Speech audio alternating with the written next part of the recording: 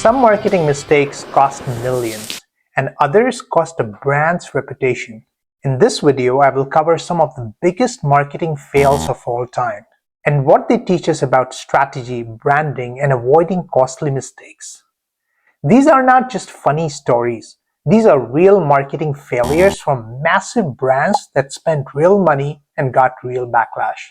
If you are an aspiring marketer, this is a masterclass in what not to do. It's a reminder that even giants like Coca-Cola and Google make careless mistakes. Marketing is not just creative work, it's a business risk if done poorly. In 2017, Pepsi released an ad featuring Kendall Jenner joining a protest.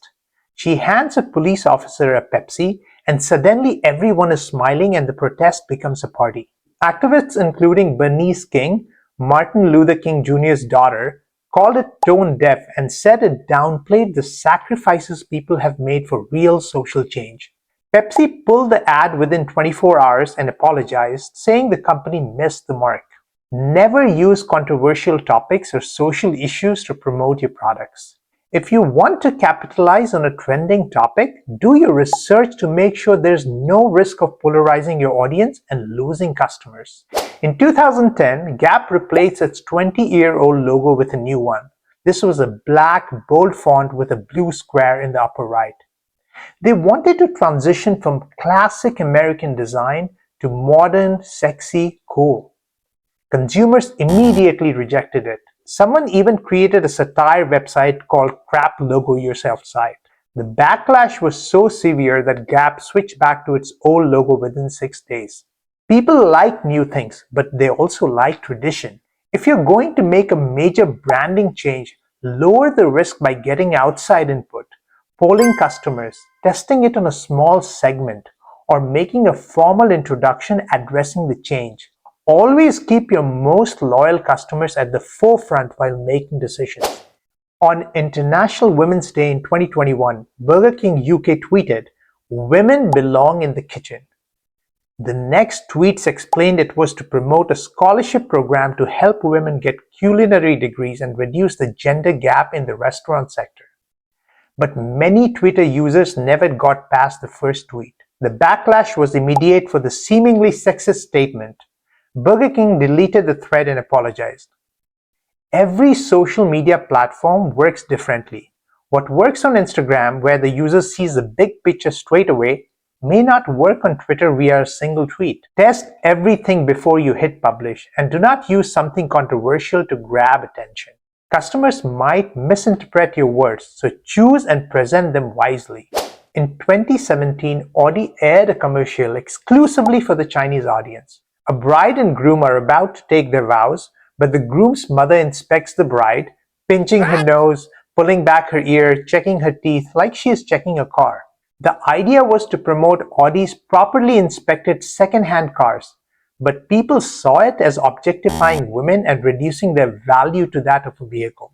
Weibo users called it disgusting and many urged a boycott. Audi withdrew the ad and said it deeply regrets the commercial's airing.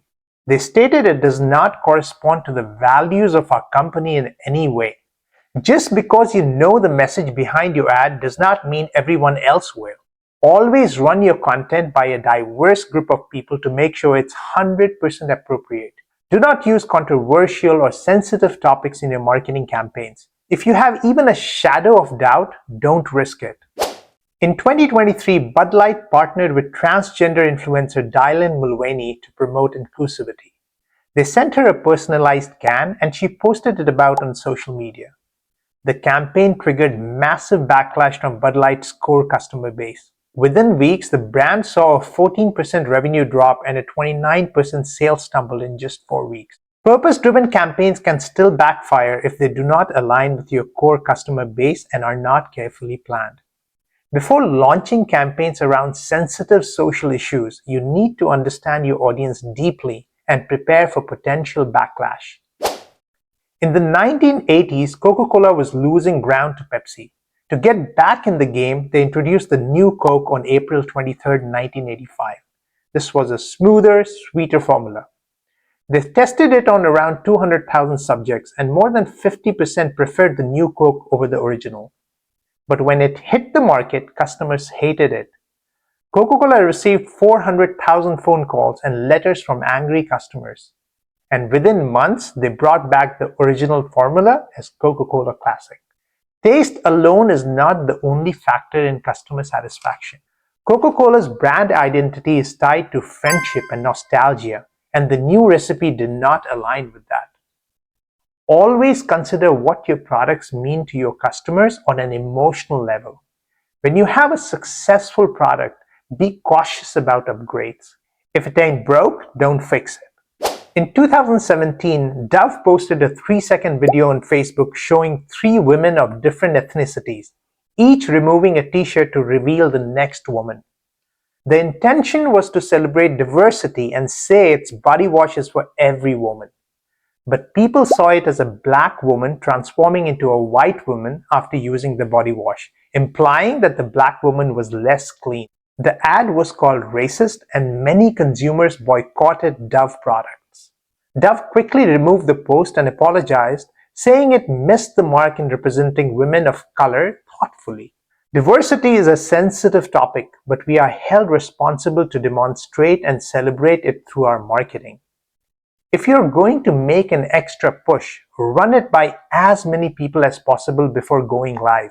Better yet, hire people of diverse backgrounds so you have a built-in, multi-perspective review team. In the early 1980s, American Airlines was struggling, and they introduced an Air Pass offering unlimited first-class air travel for a flat rate of $250,000. Unlike today, the pass was truly limitless and lifelong.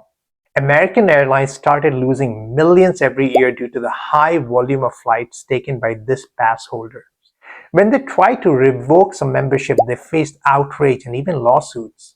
If you are offering a high-value incentive, include terms and conditions to protect your business from exploitation. Make sure the cost of the incentive does not outweigh the benefits to your business. And remember, there is no such thing as fast money in business. It takes careful planning and a holistic strategy. As sponsor of the Boston Marathon in 2017, Adidas sent congratulation emails to runners who finished the race with the headline, "Congrats, you survived the Boston Marathon." The word "survived" was sensitive, echoing the tragic 2013 bomb attack that killed 3 people and injured more than 260.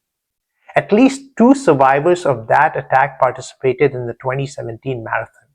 Adidas quickly took responsibility and apologized just hours after sending the email. A year later, they made it up by filming every individual during the race and sending all runners access to their videos. Swiftly admit marketing fails, genuinely apologize, and find a way to fix them. We all make mistakes. It's how you take responsibility that matters. These marketing fails have something in common.